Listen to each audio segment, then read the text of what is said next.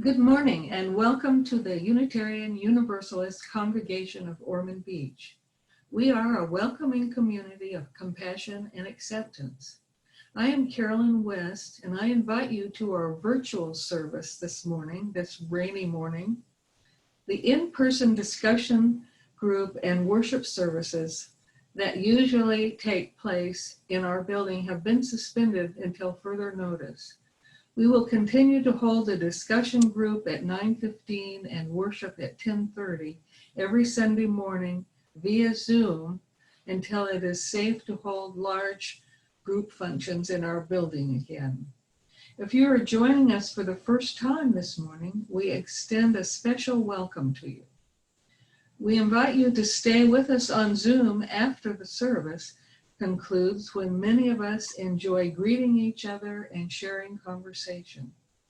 It would be a pleasure to meet you if you are comfortable introducing yourself. We also invite you to visit our website at uuormond.org and look for the welcome button under the picture of our minister, Reverend Kathy. There you will find out how to get more connected with our congregation and learn more about Unitarian Universalism. Now, on to announcements for the good of our community, and we have a lot of them this morning.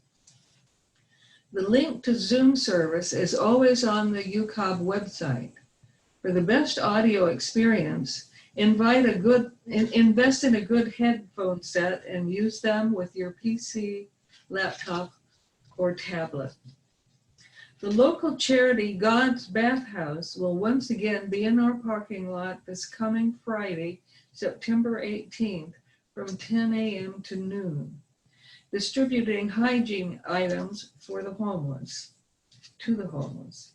Please contact Helen Casoli if you would like to donate toiletry items, gently used clothing, or new socks and underwear.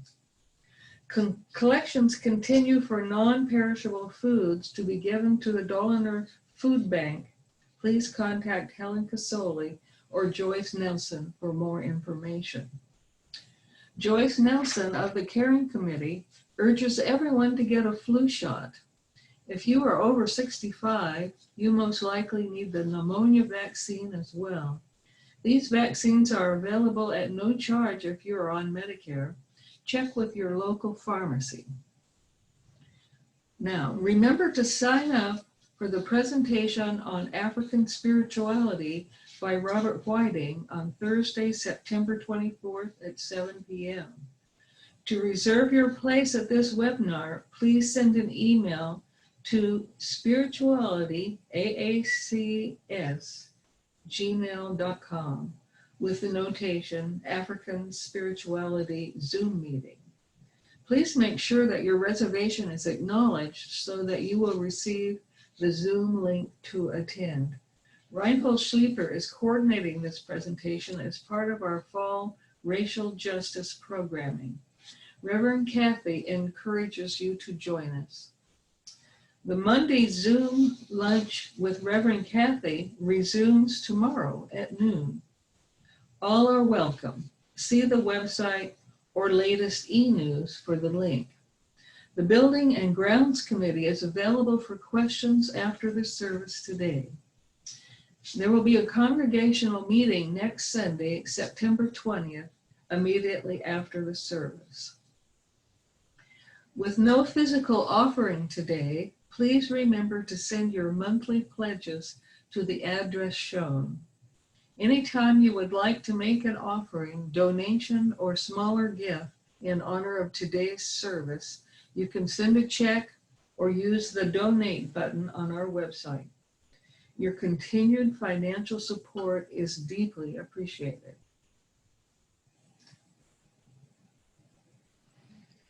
From you I receive, to you I give. Together we share, and from this we live.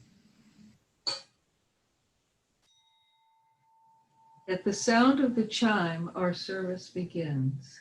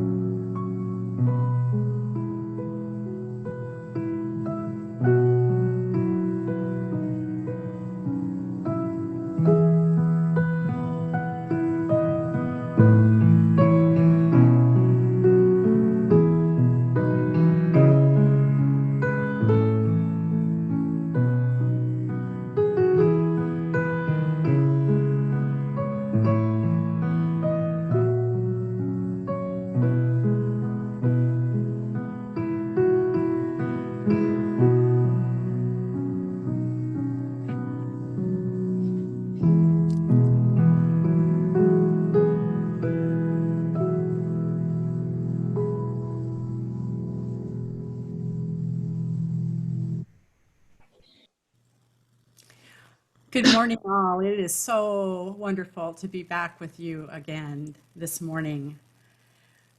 Our call to worship this morning are the words of Ella Boyer, adapted.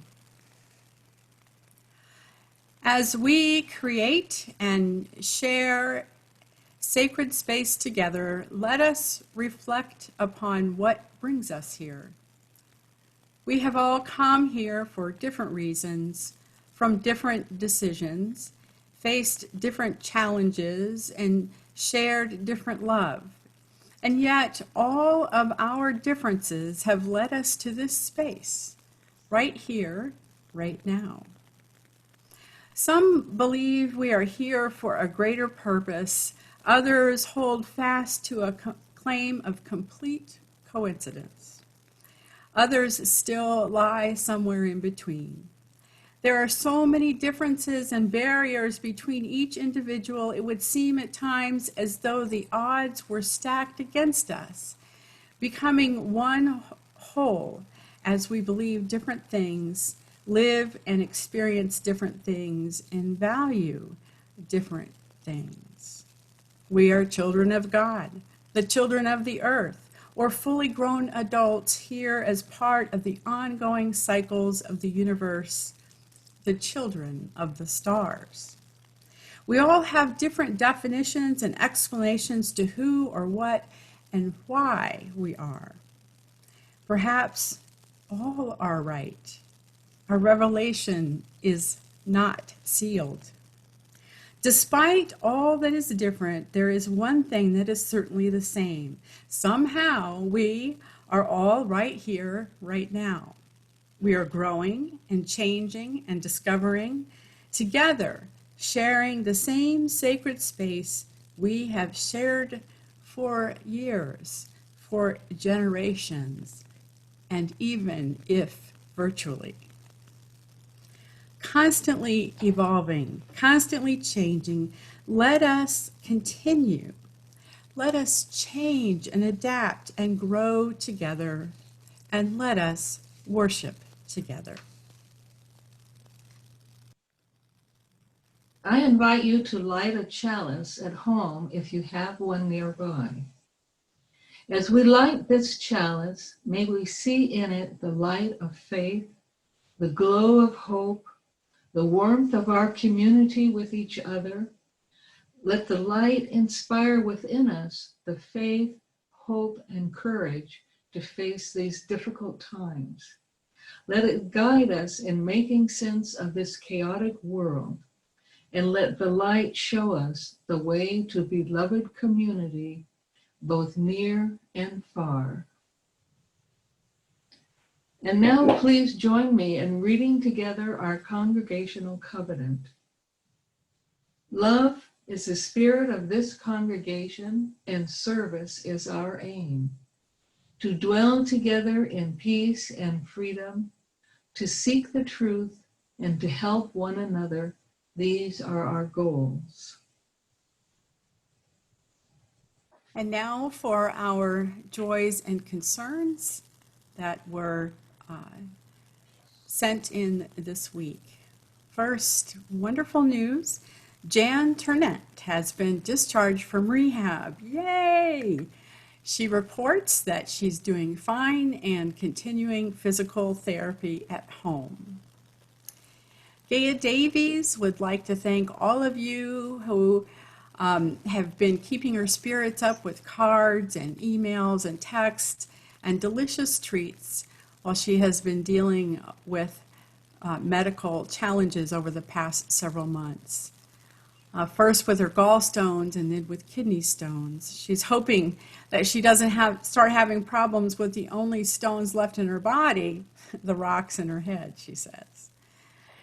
She's feeling better day by day and should be back to her normal activities by the end of the month. And we're so glad to hear it, Gaia.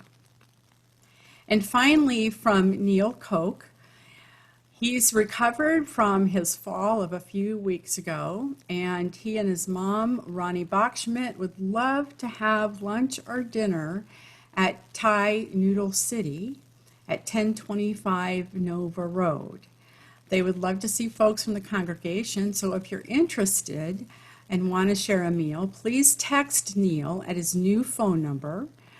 And if you want to take it down, 386-414-0077 to RSVP and set up a day and time to meet. And if you weren't able to get that, just send me an email and I will pass that information along.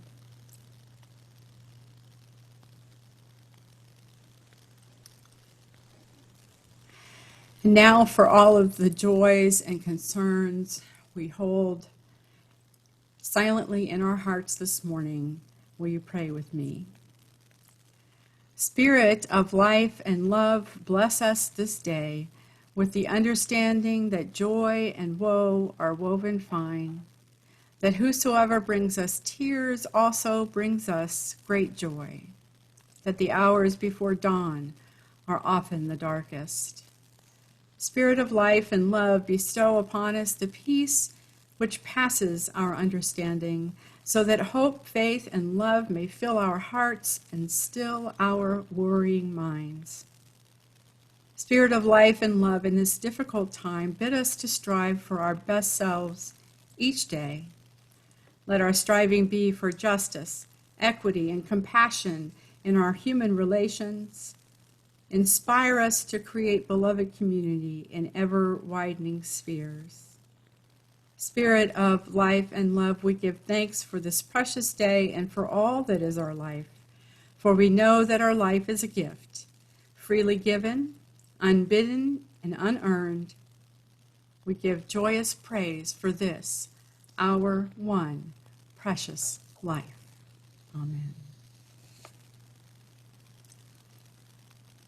And now if you would like to sing along with Spirit of Life.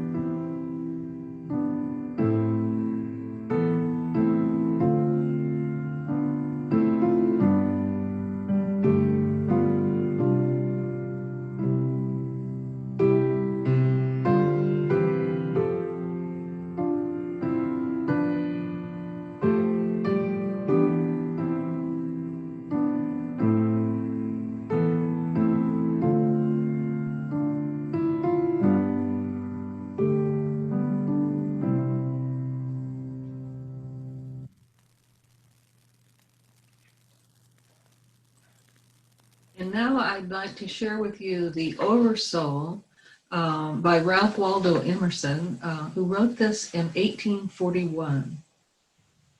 Let us learn the revelations of all nature and thought, that the highest dwells within us, that the sources of nature are in our own minds.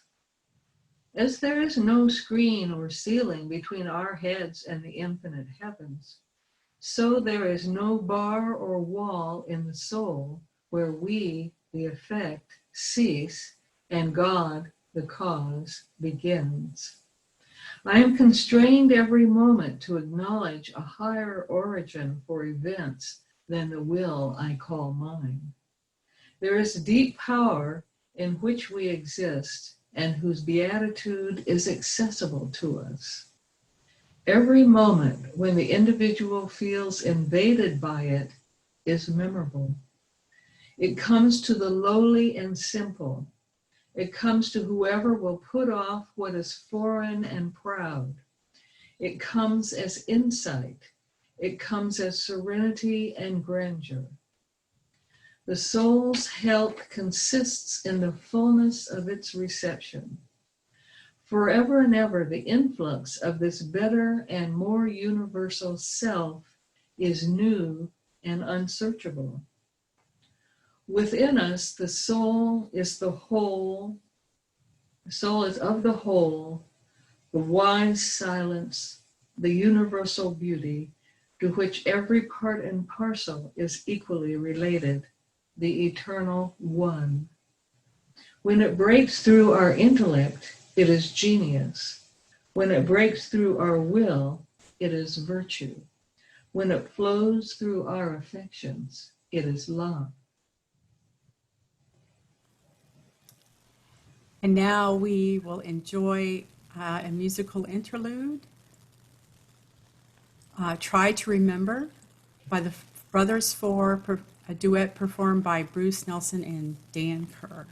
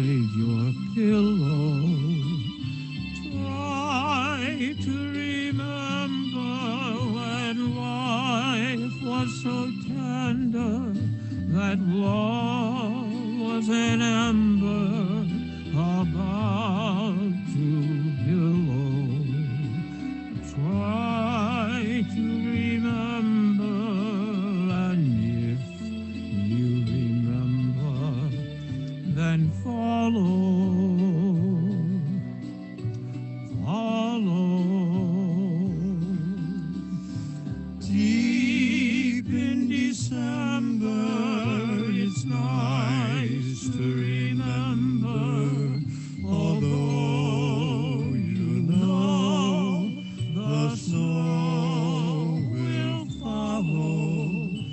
Deep in December, it's nice to remember, without a hurt, the heart is hollow. Deep in December, it's nice to remember the fire of September that made us mellow. Deep in December, our hearts should remember and follow.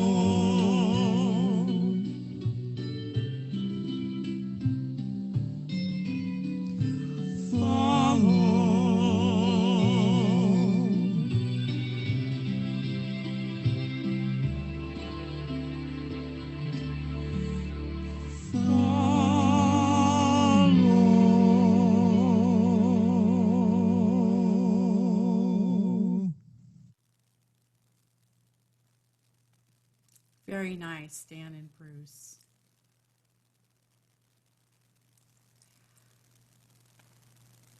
On September the 12th, 1836, the Transcendental Club was formed. 4 Unitarian clergymen came together on the occasion of the 200th anniversary celebration of Harvard, the country's oldest institution of higher learning at the time.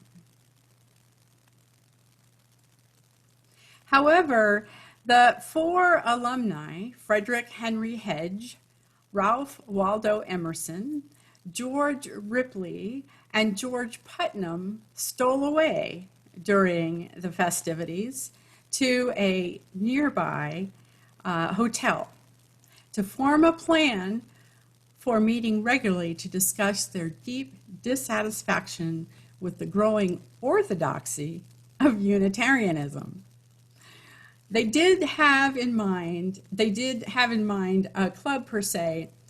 They didn't have in mind a club per se, but a discussion group of sorts. And the Transcendental Club, as they became known, was more of an epithet given them by the Unitarian establishment of New England, which opposed the group's new religious idealism.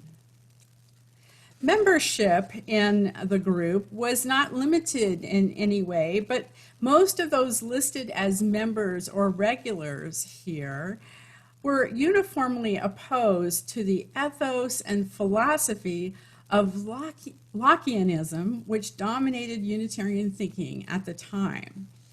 Now, this is very interesting in light of the discussion group this morning on critical thinking, but I'll proceed. If you recall, John Locke was the Scottish philosopher who maintained that we are born tabula rasa, our minds a blank slate filled only by our experiences derived through our sensory perceptions. In other words, Locke was an empiricist. And even though Locke's philosophy was essential to the formation of American democracy, and he advocated separation of church and state and upheld religious tolerance, Locke's epistemology, or how we know things, was too limiting.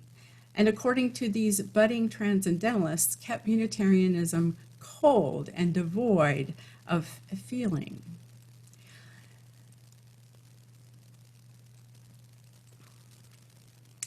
Growing disenchanted with his Unitarian ministry, Emerson said that Calvinist churches were fueled by pride and ignorance, while Unitarianism merely lived off its opposition to Calvinism. You see, even though the Unitarians of the colonial America freed themselves from the doctrines of the Trinity and atonement, they were still pretty much biblical literalists.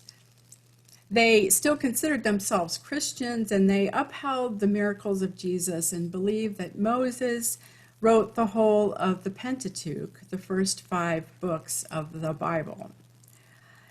And they were actually a bit slow to warm to German biblical criticism, which during the 17th and 18th centuries began to loosen the binds of historicity and the seals of revelation from Scripture. Now, German biblical scholars started to realize that when reading Scripture, one had to consider a number of factors in order to properly understand the text and what it was trying to convey. For example, what was the original source of the text? What was the context in which it was written? What was the text's literary structure? Was it a chronicle, an etiology, a poem, myth, a legend? Scholarly study in this way revealed that the Pentateuch spanned generations and involved numerous writers and scribes who wrote and rewrote what was originally oral tradition. But even Theodore Parker, beginning his education in 1834 at Harvard Divinity School, was taught that Moses wrote the Pentateuch. Thus, early American Unitarianism would not be recognizable by any of us today. But thanks to the Transcendentalists, short-lived as their club was, the last meeting was in 1840, only 4 years from its first, they had an enormous impact on what we know as Unitarian Universalism today. Now, even though it's Ralph Waldo Emerson who usually comes to mind when we think of the Transcendental Club or Transcendentalism, it was actually Frederick Henry Hedge who organized and led the group, known among themselves as Hedge's Club. Hedge was the most studied in German biblical scholarship, having lived and been educated in Germany in his teens. And in fact, later in his ministerial and academic career, he became the foremost German literary scholar in the United States. Hedge, who met Emerson at Harvard, encouraged Emerson to learn German and study the works of German biblical scholars. He even said, go to Germany. But Emerson was not so inclined, and instead pursued the work of an American biblical professor, James Marsh. Following Marsh's work, Emerson ran upon the theological writings now, of Samuel Taylor Coleridge. Coleridge's work, Aids to Reflection, struck a deep chord for Emerson.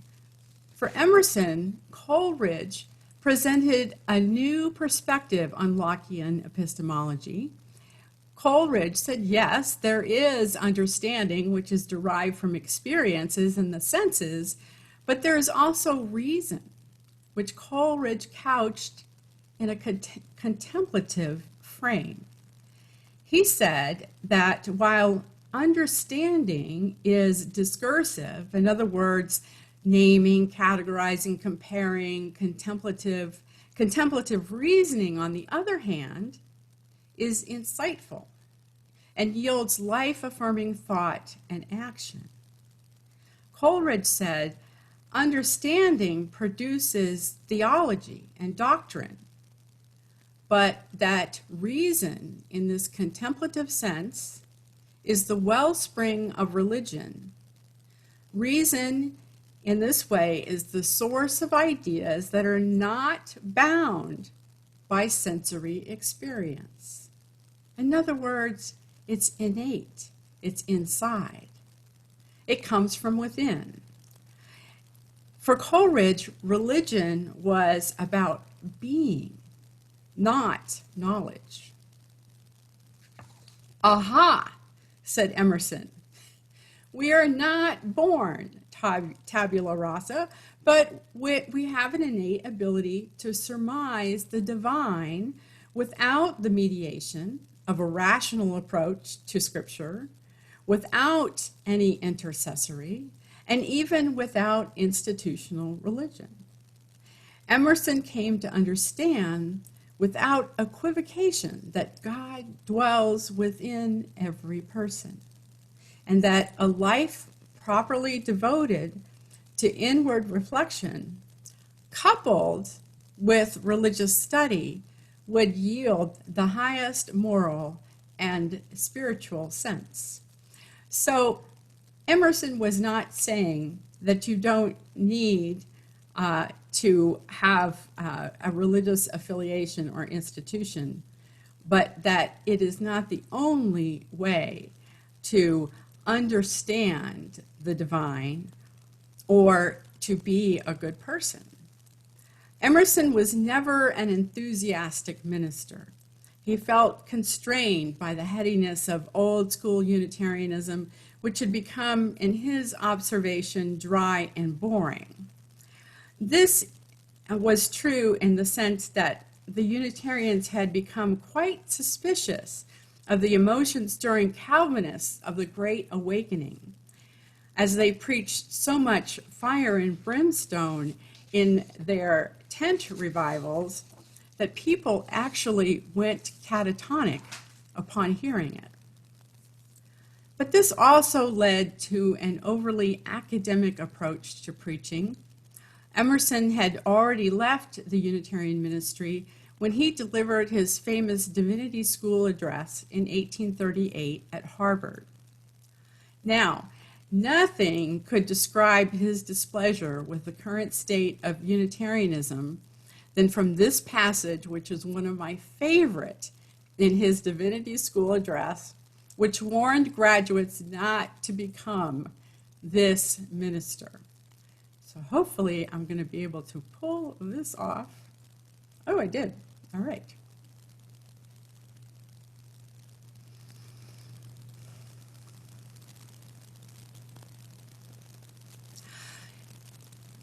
Emerson said in his Divinity School address, "I once heard a preacher who sorely tempted me to say I would go to church no more.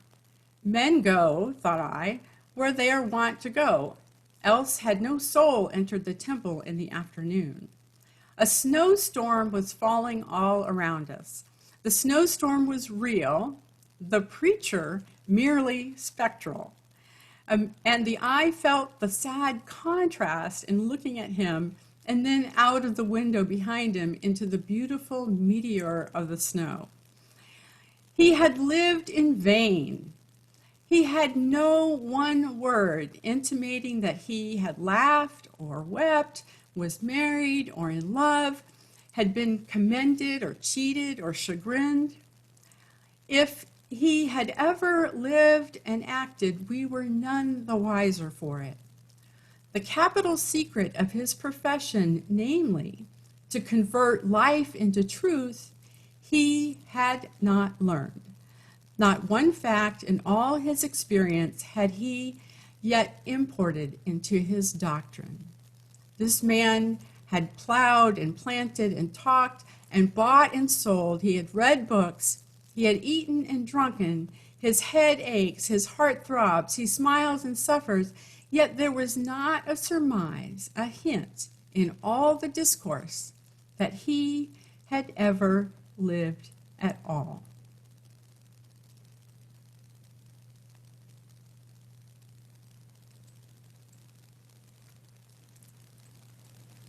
So, Emerson was saying that you can't just preach or guide or inspire simply from the study of biblical text, especially in the manner in which Unitarianism had been doing so for a number of decades.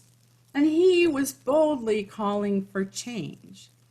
And while the graduates and probably the Transcendentalist Club members loved it, the faculty and leaders hated it.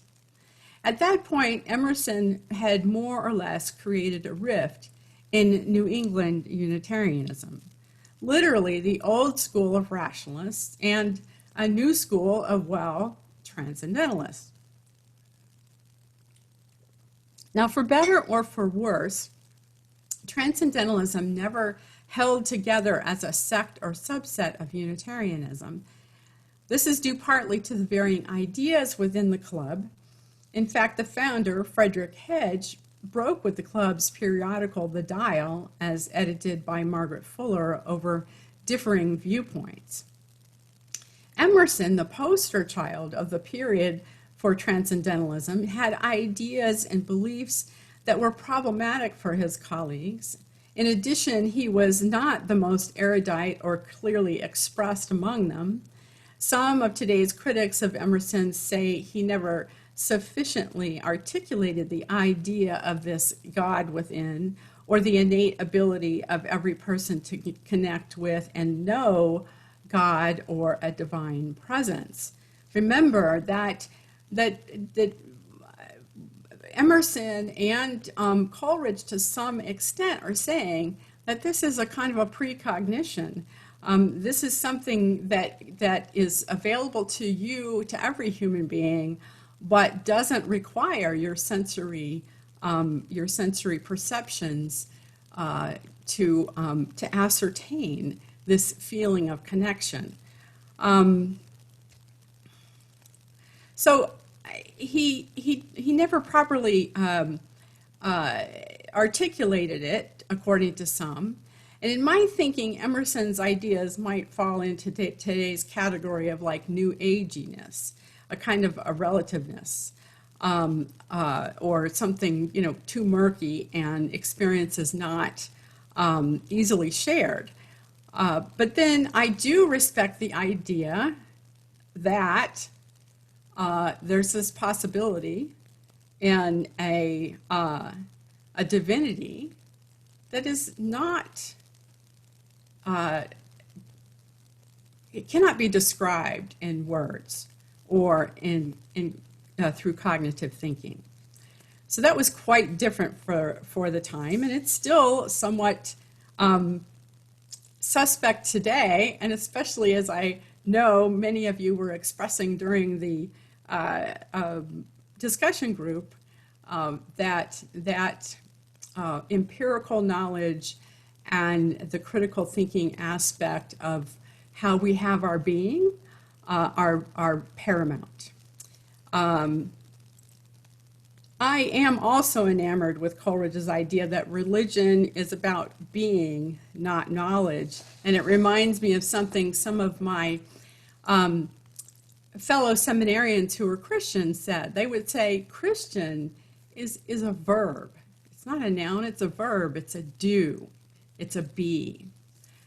So I think that in terms of how Emerson and the vestiges of that transcendentalist period, it permanently changed Unitarianism.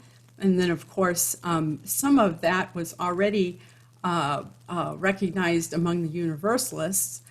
But one of the ideas that you've heard me say, and you may have heard other fellow Unitarian Universalists or other ministers or leaders say, is that there's the spark of the divine in us all, right? And that it also opens us up. If we think about the kind of sealed revelation of the old Unitarianism that grew directly out of the Puritans and the Calvin religion, Calvinist religion, Congregationalism, that it allowed for different ways of thinking and for a certain pluralism. I mean, this Transcendental Club in itself was a model for how to come together and discuss different ideas about a strongly held belief about God or our theology, or how to approach the study of religion. That there was this model for being together and having those discussions from varying viewpoints. Emerson was fond and had memories in his diaries about discussing occasionally a rather conservative Unitarian or even a Protestant Christian minister would come in and have a conversation. And it pleased him at how stimulating the discussion could be in that environment. It's like the discussion group. I'm sure it was probably set up very similar to the discussion group that Phil Elliott facilitates. So it allowed for a pluralism, and of course we know that not too long after the mid 19th century, that in the early 20th century, humanism, religious humanism, came into being and was embraced by Unitarianism. Also, I think that something that it is not recognized, and I could be completely wrong about this. This is just my humble opinion. But I think it also set us up, this idea of a contemplative kind of way of being, or being religious, or contemplating belief or spiritual experience. That and meditation, those two things were already kind of in place among the transcendentalists, and the Coleridge's idea of having this innate spark of the divine within and finding that there was also a resonance with the Eastern religions. And I think that that's another reason why we were so kind of flexible and easily embraced Buddhism and to our understanding of Hinduism, not so much in practice, but Buddhism certainly in practice, partly because it is a practice and not really a belief or a religion per se, but that we Unitarians seem to really resonate with that Eastern philosophy. The idea that there is this a great eminent presence of a creator or a divine God that is not material, but immanent and a source of pure love. So in presenting you with this talk about the Transcendentalist Club and Ralph Waldo Emerson, it's a sort of a celebration. We are remembering this time of change and kind of a change in belief and practice in Unitarianism, and in celebrating in this month of September this kind of landmark date. And I am interested in talking further about how this, maybe after, during fellowship and coffee hour here, we can talk about what you think about the idea of having that spark of the divine or something within, as opposed to perhaps other ways of understanding, knowing things through our sensory perceptions. So a kind of critical thinking, Lockean versus the transcendentalist conversation. So I am so happy to be back with you, and next month I will be talking about another transcendentalist, Theodore Parker, who came, he was just coming into the ministry when this was going strong, and he took it in a slightly different direction. And I'm going to talk about the permanent and the transient. And he described the permanent and the transient in Christianity, and I want to talk about how there are many aspects of the permanent and the transient in our lives, and how we get at our perhaps personal truths, and how we hold those things, politics being a huge one these days, and how we hold that as perhaps something that is transient in our lives. So that said, I will close and give you back to Carolyn for the chalice extinguishing.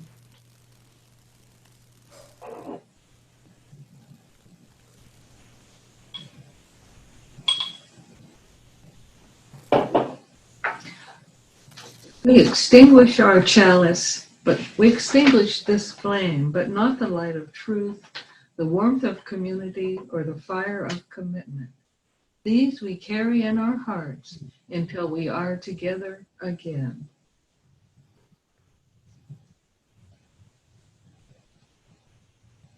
And this is our benediction, and it is from Theodore Parker, a little preview of Kathy's coming attractions next month. So let's say that one together. Be ours a religion which, like sunshine, goes everywhere.